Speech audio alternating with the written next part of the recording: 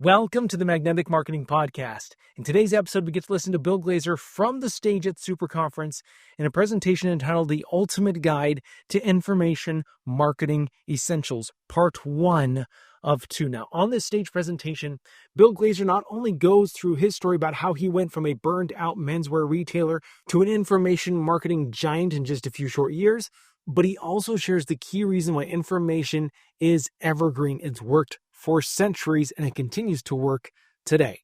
But before you jump onto the information marketing bandwagon or try to take your information marketing business to the next level, there are a couple things that you need to pay attention to. Number one, the advantages of an information marketing business. There are advantages, and there are things that you should not be focusing on. Pay attention to what Bill Glazer talks about specifically, as well as what is the most important thing you should be doing. If you've been running an information marketing business for a while and you're still trying to catch that first step that really screams, I have found success, this is going to be an episode you definitely want to pay attention to. And last but not least, once again, this is a two-parter, so part number 1 is available for you right now. Jump in, listen to it, but make sure you stay tuned for the next episode where Bill Glazer reveals the 17 best models for information businesses and the 6 most commonly made mistakes in the information marketing world. Let's jump in. I don't think there's anybody that has had a bigger impact in the field of direct response than Dan Kennedy. The legend of Dan Kennedy should be ignored at your own peril. They're not really lessons, they're kind of laws that you live by. Dan opened my eyes to what small business marketing looks like. Dan teaches strategic direct response that is timeless. His ripple effect touches people who don't even know his name. The world as we know it was changed because Dan Kennedy became obsessed with marketing. Welcome to the Magnetic Marketing Podcast with your host, Dan Kennedy. Okay, the title of our talk today is The Ultimate Information Marketing Shortcut. This is the world that I spend the most of my time in today. Just out of curiosity, let's try a couple things. Not that it's going to change anything I do, but let me just sort of figure this out. Who here in the room is in the information marketing business? Very cool. And who here is not in the information marketing business but wants to get rich? Well, that's sort of what happened to me, but you'll hear more about that as we go along. So let's just move along right into this whole thing. What is information marketing? Because I assume there's some folks in the room that have heard about this thing called information marketing. And what they basically sort of figure out by being at our events is this is a very, very good business to be in, and there's a lot of rich people in it. But let me tell you exactly what my definition of the information marketing is. It's identifying a responsive market with high interest in a particular group of topics and expertise, packaging that information, products and services, matching that interest, and that's very important, matching that interest. We're going to talk about that. Either written, assembled by you or by others or by both, and devising ways to sell and deliver it. So it's that. The more important thing is that there has never been a better time for this. So when you look around and you see like all the people whose hands went up that they said they're in the information marketing business, do not be discouraged that, hey, everybody else has already figured this thing out, and therefore they figured it out, and like there's no more room for me. And that's like saying that people have figured out the internet and there's no more room to be in the internet. The truth of the matter is that there's more of a need for information marketing now than ever before, and I think that's going to continue to get greater because people have this tremendous need to be able to find shortcuts to get information in order to learn how to do stuff. So more and more people are looking for this. The other thing I want to point out to you is because if you're you'll hear my story in a few minutes, but you don't have to necessarily jump into this business as your full-time business and also leave your existing career. It can be an interesting sideline or a retirement business, if you want it to be, with no stress, complete flexibility and portability, and a few $1,000s a month of easy income. Or you can do it full-time, as I pretty much do today, and Dan does pretty much do today. And how many people in the room who are full-time information marketers? Very good. And you can do that, and that can provide you a very, very high six-figure, or if you want a seven-figure income. And if desired, and this is sort of another piece of this, you can get certain prominence, you can get celebrity status, and most importantly is you can get a saleable asset. I will tell you that the folks that are in my Info Mastermind group, in my VIP group, in the last year, 3 of them have sold either all or parts of their business. When I first got into the information marketing business, you didn't think in terms of saleable asset. You only thought of what Dan calls today's banking, which is getting money today. But there's a real big opportunity for future banking now in the information marketing business, because as we've gotten smarter and smarter and smarter in this industry, and the business continues to evolve, one of the things that we are now teaching people to do is to develop these businesses in a way that they become a substantial, saleable asset. Okay, so let me tell you about the possible topics that you can do for information marketing. And it's a very short list, so it's good news for you. Here it is. Every imaginable topic. We have people in gardening, investing in real estate, yoga for golfers, investing in tax lien certificates, extreme fitness, persuasive voice skills for business, how to get women to approach you. It's John Alanis. I think he might even be around here. Where are we? I lost my how to make money on eBay, how to learn gunsmithing at home. Gene Kelly, I don't know if you're in the room, as a hobby or business. Better sex. Dan teaches that. Teaching.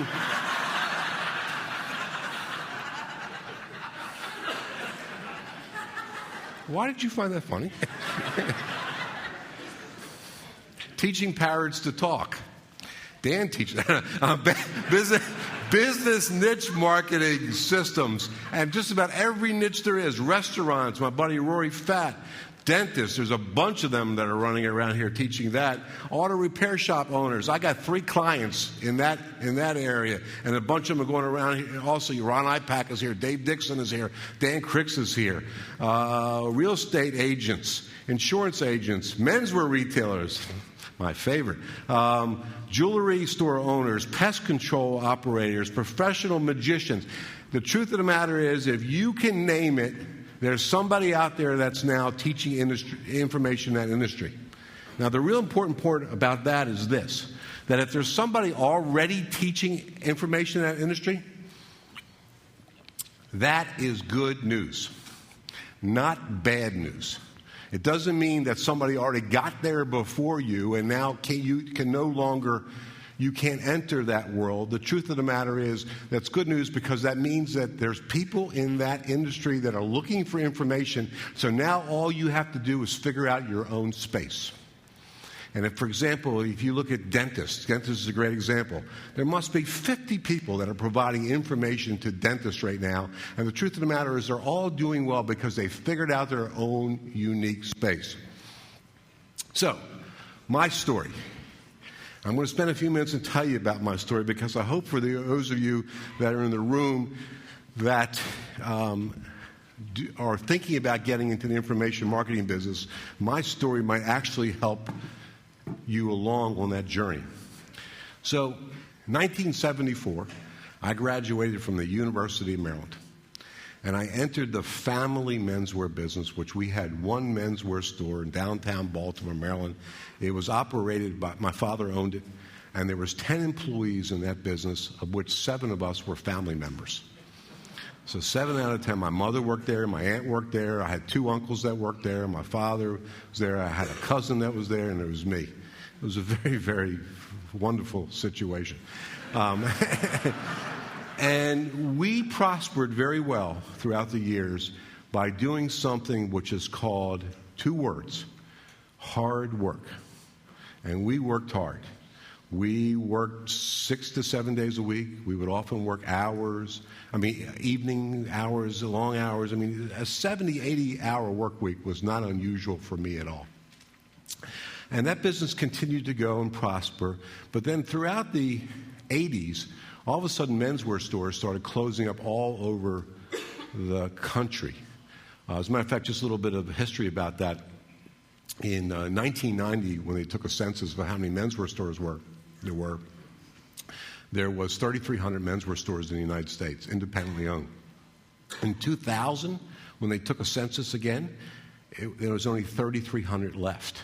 9 out of every 10 had closed up.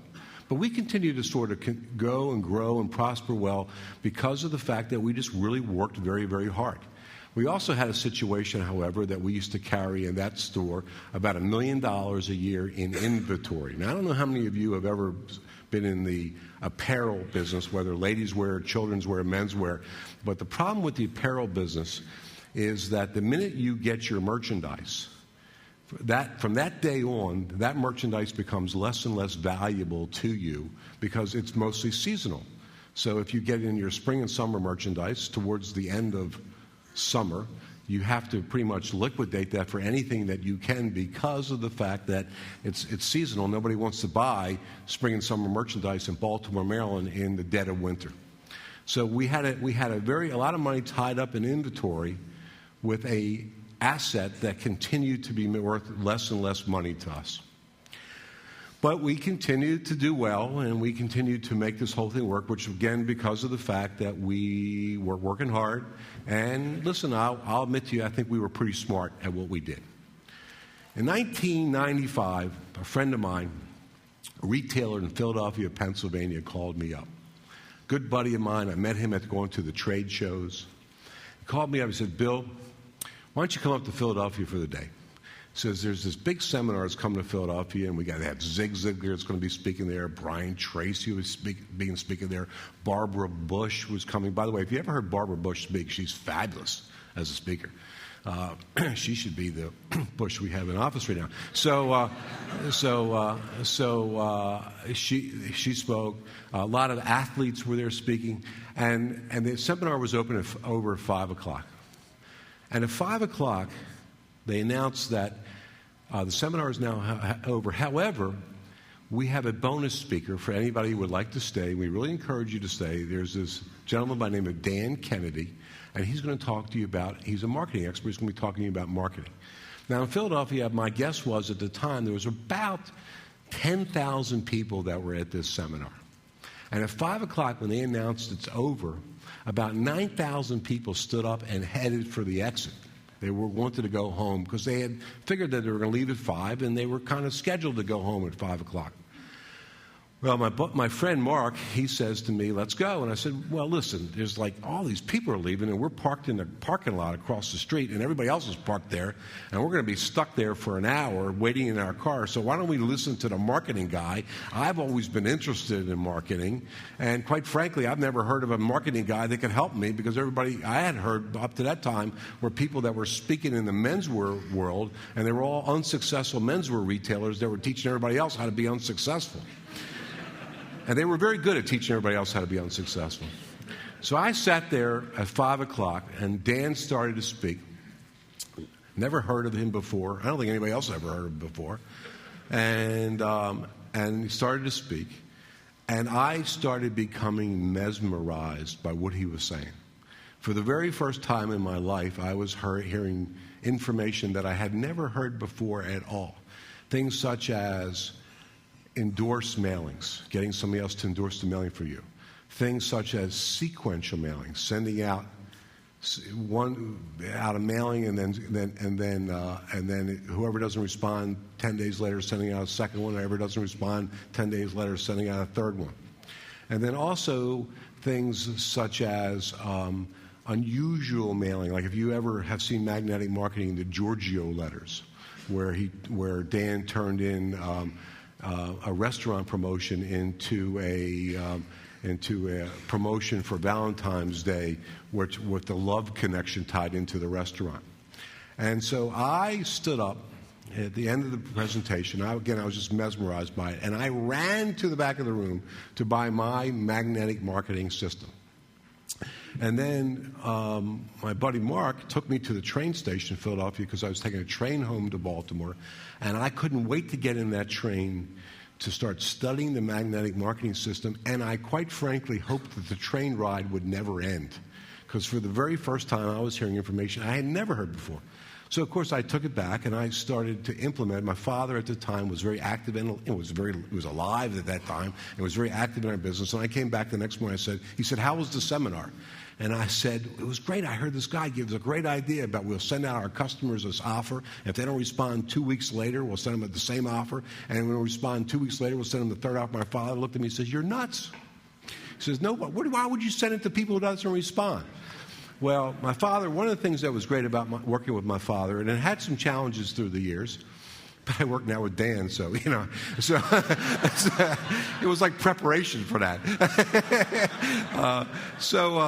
But one of the things that was great about it is he did let me do what I wanted to do. Now, if it didn't work, he gave me a wrath of shit.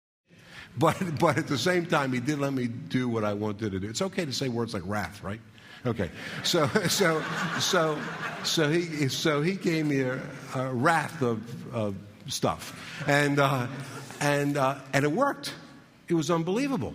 We sent out the offer, and we got about 3% respond. We sent out the second offer, we got about 2.5% respond. We sent out the third letter, we got 4% respond. It was amazing. This stuff was working, and that sort of launched me on my career to learning how to become a marketer, and was sort of reaching out from outside of my industry at the time and learning from others outside the industry. And then I started to buy everything I could buy on marketing.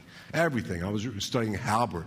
I studied Carlton and the greats like Robert Collier. I was reading everything, doing everything I could do. I was attending Dan Kennedy seminars and everything. I just couldn't inhale enough of it.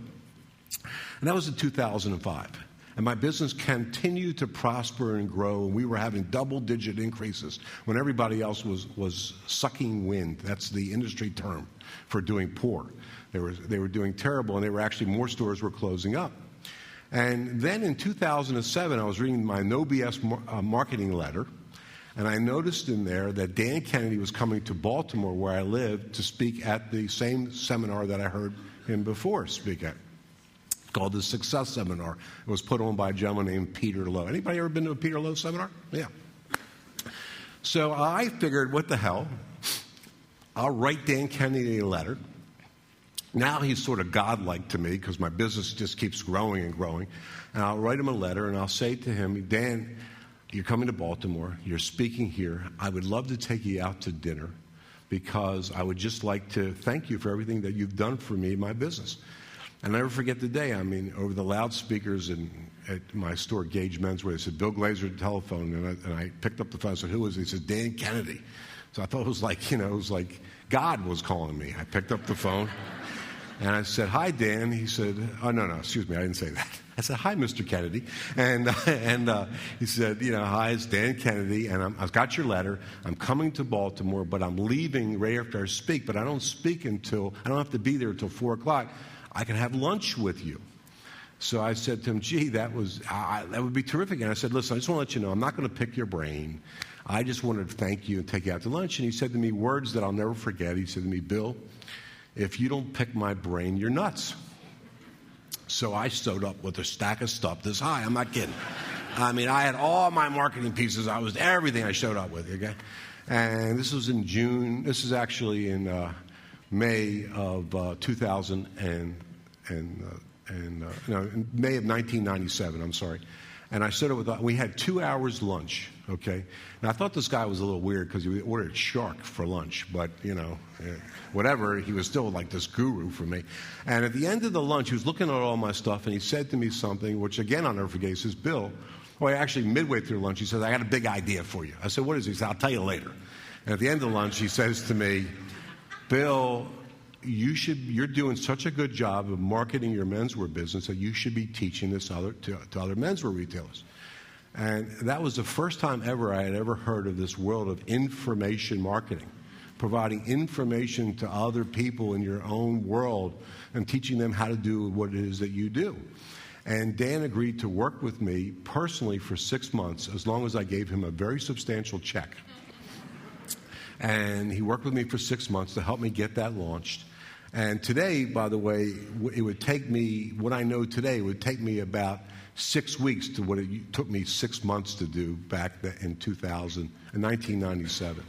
And I started at the end of 1997, I launched my first information marketing product to exclusively at the time to menswear retailers.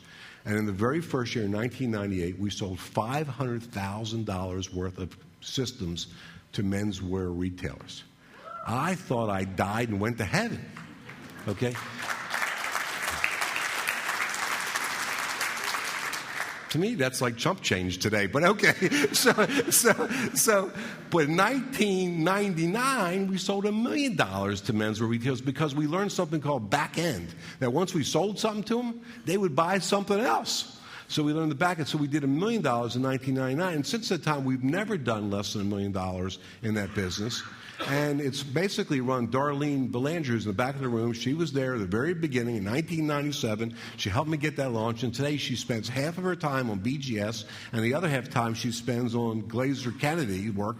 So we run that whole business with Darlene and with Infusion Software. That's how we run that whole business. And it's a wonderful business that we built it that's sort of on autopilot today. It has a newsletter business that's associated with it. We continue to sell our marketing system to retailers throughout the world, and mostly in North America, and the business just keeps on going. And the thing that's nice about it is that I told you I had this $1 million worth of inventory at Gage. Well, I had 65 employees selling it, because we eventually opened up our second store.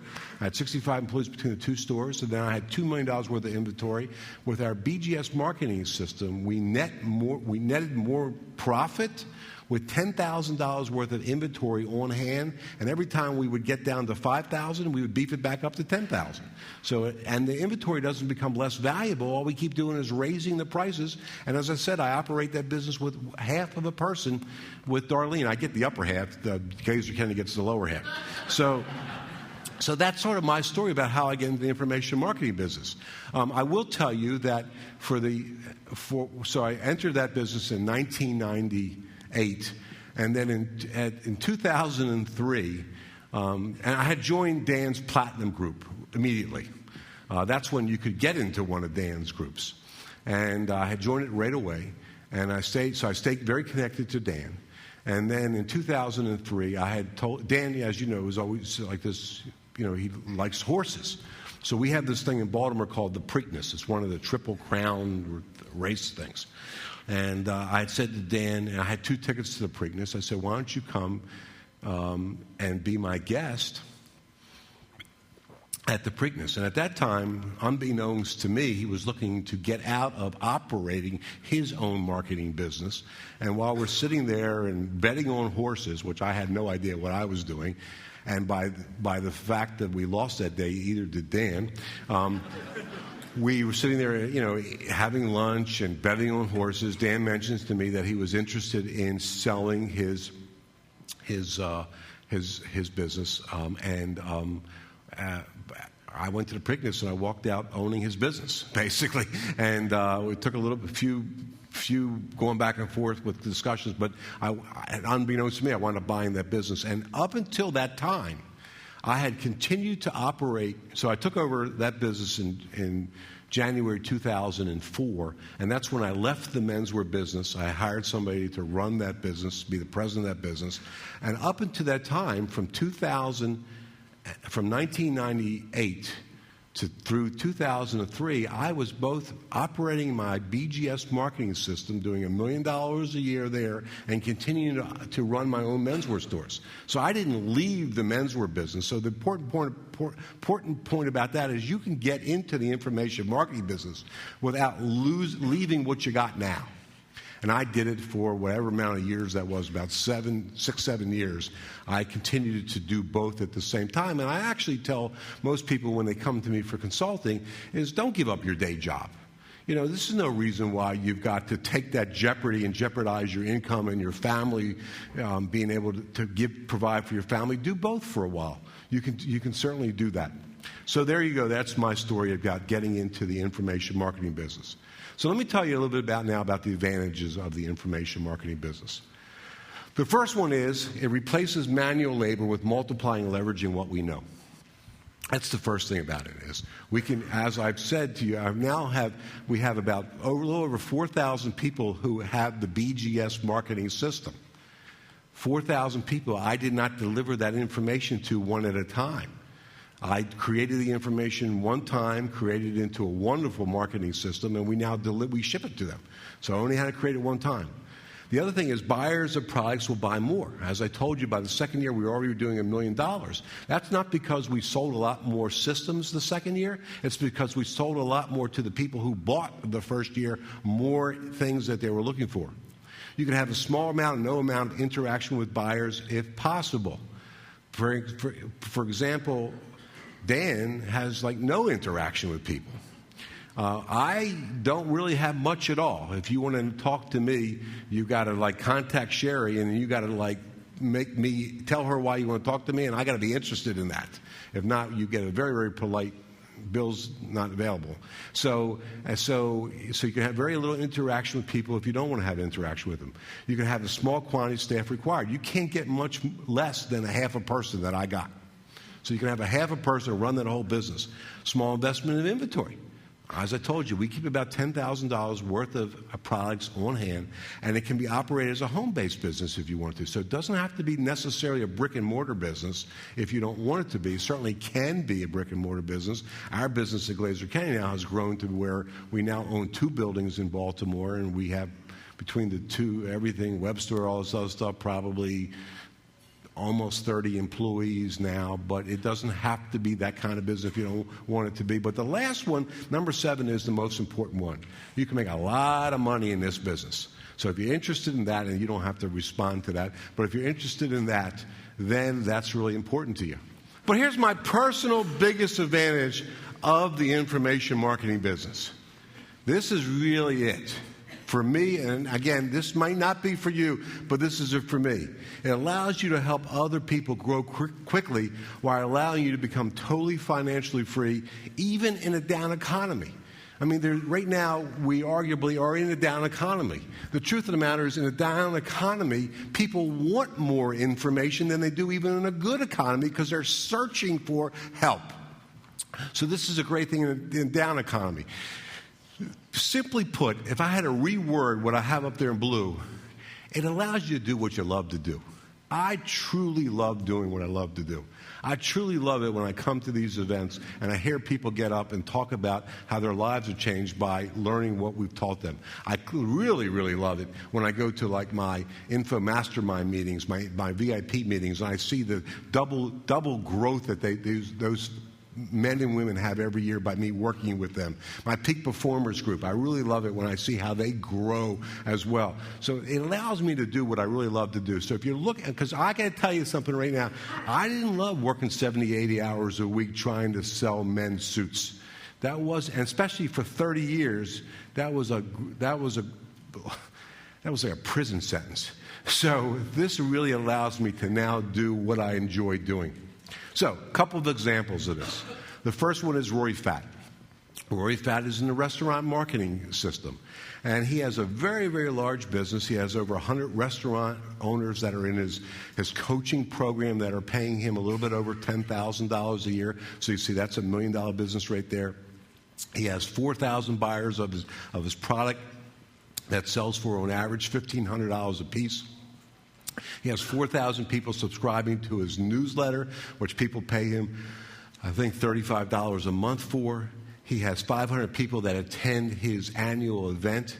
So if you just, listen, you can't help, I'm sure, being here, sort of looking around the room yesterday and sort of figuring out, you know what you paid to be here, and say to yourself, let me do that math, okay? How much did I pay to be here? There's 1,200 people here. Kennedy and Glazer are doing okay. So the seminars are certainly one of the big opportunities in information marketing business. You can do he has prefab websites that he sells to people for, I believe, $87 a month. He has a loyalty program that actually I'm slightly involved with. He actually operates. It's called Royalty Rewards, where he actually it's a wonderful program where it's done for you marketing, and not only does he offer it to restaurant owners, he offers it to retailers, he offers it to people in the auto repair industry, auto repair shops. So it's a great program there. There's other income for that. As a matter of fact, that business has become his biggest business. It's bigger than everything else. And he does new mover mailers with people, which he actually joint ventures with a gentleman named Dean Killingbeck, who is here. So that's sort of a look at his business. Dr. Paul Serby. I didn't see Paul here, but Paul, he was a dentist that hated doing dentistry, just hated it. And he actually created an information marketing business where he had in his office, he had this thing where his dental hygienist would have a dental hygienist school on Saturdays when his office was closed, which they would teach other people how to become dental hygienists. And he was doing so successful with that he was one of the first people to open up what's called the area exclusive business, where he in one area would go out for approximately $40,000 an area, would sell the area, how he does, another dentist in that area, how he does, teaches people how to become dental hygienists. He's in the information marketing business, got out of dentistry. It's a really good thing he got out of dentistry because when he was in dental school, his nickname was Feet, not Hands. So that was Dr. Paul Serby. Ron and Jill Wolford. Is Ron still here? I know Jill was heading out. Is Ron still here? Ron, they both were here. I think Ron is still here. He sells information on hitting to parents of Little League baseball players. So he sells to the parents of little leaguers of how to be better hitters. He's in the information marketing business, doing wonderful. Been in that business for a very, very long time. So here's a couple examples. Now what I'd like to talk to you about is the two most important steps to get into the information marketing business, because I know that there's a lot of people here in the room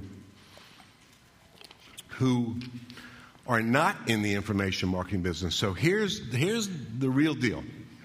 Number one step. The who is more important than the what. This was said by Dan Kennedy. The who is more important than the what. Determine who is your target before you determine what to sell. See, this is what I hear all the time. Somebody comes up to me and they say, Bill, I got this great product. Now can you help me sell it? That is the wrong way to go. First, figure out who it is that you can sell something to. Product creation is easy. Finding people to sell it to is the challenge. So the who is much, much more important than the what.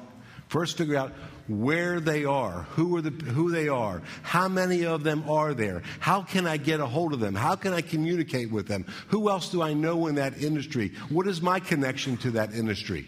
The who is more important than the what. Step number two of the information marketing business is this. The list is king or queen for the politically correct for the people that are in the room. So the list is king. So he who controls the list is king or queen. So what you want to do when you look to get into the information marketing business, you either want to figure out how can I get a hold of a list, or how can I create my own list fast?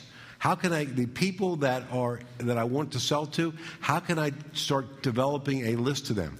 See, other people try to get, and they successfully get into the information marketing business by doing what's called joint venturing with other people who already control the list. And that's fine. You can do that, but you have no control of your destiny. You are subject to them in order to be successful. Let me give you an example of what I mean by that, and I'm going to be a little callous about this, but all the speakers that you saw here today, those people are subject to me saying, or Dan saying to them, you know what, we'll let you come and deliver your information on our stage. They don't really have much control over that. We're the ones that have control over that. The person who runs the stage is the one that's in charge.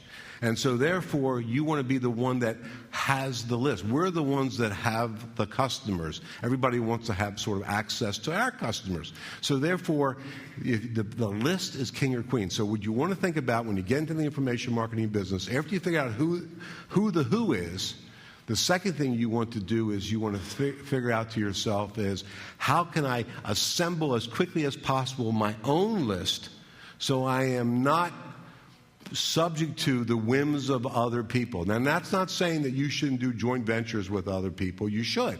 And that's sort of a little bit more advanced strategy, information marketing. But for right now, you really, really want to build the list. Is this stuff helping you all? Yes. Okay. All right, then I'll give you more. And I'll give you more that's more helpful.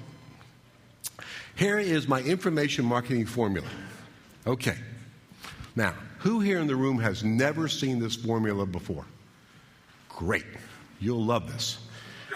Here it is. QP plus QL plus MF plus RR. Why'd you laugh when I said MF? You filthy mind. Plus RR plus CI plus WN equals big dollars. You got it? Okay, good. Now I'll move to the next slide. So QP is quality product. So for one of the first things you got to figure about when you get into the information marketing business, you want to sell a quality product. See, it doesn't do any good to sell a crappy product because but what you're about to see when we get to RR. You want to sell a quality product that people are going to really help people and people are going to like, so that they not only are happy with their purchase, their investment with you, but they want to buy more from you after that. The next one is QL, quality lead. You want to find people, and this goes back to the who, find people who are interested in what it is you are offering them. So many people in the information marketing business, one of the ways that they go about it, which is a smart way to go about it, is they actually do what's called 2 steps to get to the customer. The first step is to just get somebody to raise their hand and say, I'm interested. And then the second step is to, once they say, I'm interested, is to put them into a marketing funnel. So one of the simplest ways to do this, not the only way, not necessarily the best way, but certainly a simple, easy way that is a good way to do it, is like studying what Alexandra Brown does. She teaches people how to develop an online e-zine of people. And so you can assemble 10, 20,000 people who just subscribe to your free online e-zine for a particular subject matter, and then now you know they're interested in this. So now you can continue to market and promote to them. The next one is MF. MF is marketing funnel. So now you've got this quality lead, and you want to put them into the marketing funnel. And this is really where Dan Kennedy's magnetic marketing really kicks in. Because you don't want to just send them one offer and then ignore them after that. You want to continue to market to them over and over and over and over again. At BGS Marketing, at our height, we were in 13 steps in our marketing funnel. Today, we are actually only down to 7 steps because we made some tweaks over the years. But at our height, we were up to 13 steps in our marketing funnel. So that's why you want a QL, which is a quality lead, because once you know that somebody's interested in what you want, you can afford to spend more money on them in order to get them to invest in your products and or services. Now, RR is, again, why you have to have QL. RR is risk reversal. The better way to say in risk reversal is a money-back guarantee. That is a good way to say risk reversal. So here's what I'll tell you about that. You want to guarantee everything that you sell. If you cannot guarantee what you sell, find something else to sell. It will make your life happier, and it will also make your job of selling to them much, much easier. So don't sell anything that you can't guarantee. That's why QL is so important as far as having quality product. The next one is this thing called CI, which is continuity income. Now, there's lots of ways to sort of do this.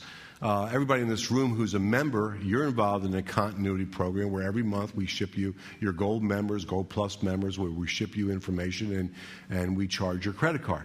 And what I basically would say to you here is this has been probably the single biggest change in the information marketing business. And actually, the person that I attribute with really figuring this out in the modern day world is here. He's a guy named Reed Hoisington. Reed, are you in the room? Reed Hoisington. No? No. Reed was the first person I ever saw this at a Dan Kennedy Platinum meeting, where he was the first person to add automatic continual income onto this first product sale. So what I would tell you about that is this, is that when you sell your first product, it's much harder to go back and make a second sale than it is to just bundle in the continual sale on the product sale and allow people to leave you at any time. And then the last part of the formula is WN. And WN is what's next. And what that means is that once somebody buys something from you and you give them quality products that really helps them, they want more from you. See, you now are a trusted advisor to them, and they want to buy more from a trusted advisor. And a lot of people make this mistake of not offering more things to them. So, like, for example, this seminar is a what's next. All of you in the room, I don't know what level you're at now, but you pretty much, most of you came in at our gold offer, probably our free trial offer. Well, a seminar is a what's next. After you become a member, now you would get the what's next. Some of our other products are what's next. Even the T-shirts that are in the back that are 2 for $25. Did I mention that? That they are. I still got to sell apparel. You know, sell a $2,000 product doesn't give me as much feel good as a lousy $15 shirt. Well, it actually does. But anyway, so that's a nice shirt, right? That's right. So the next is a what's next. Is you want to offer them other things, because if you don't sell them something else, somebody else is going to sell them something else. They already have proven to you that they're interested in in getting products or services that can help them in order to better their business. So you might as well be the person that's there in order to offer that to them. Thank you for listening to the Magnetic Marketing Podcast with Dan Kennedy. If you love hearing in on these lost Dan Kennedy talks and speeches and calls, then please let someone else know about this podcast. That's how you can help it to grow. And the more it grows, the more free Dan Kennedy we can bring to you. Also, Dan would love to give you the most incredible free gift ever, designed to help you make maximum money in minimum time. Now, this free gift comes with almost $20,000 in pure money-making information for free, just for saying maybe. You can get this gift from Dan right now at nobsletter.com. Not only will you get the $20,000 gift, you're also going to get a subscription to 2 marketing newsletters that will be hand-delivered by the mailman to your mailbox each and every month. One from Dan Kennedy and one from me, Russell Brunson. To get this gift and your subscription, go to nobsletter.com right now.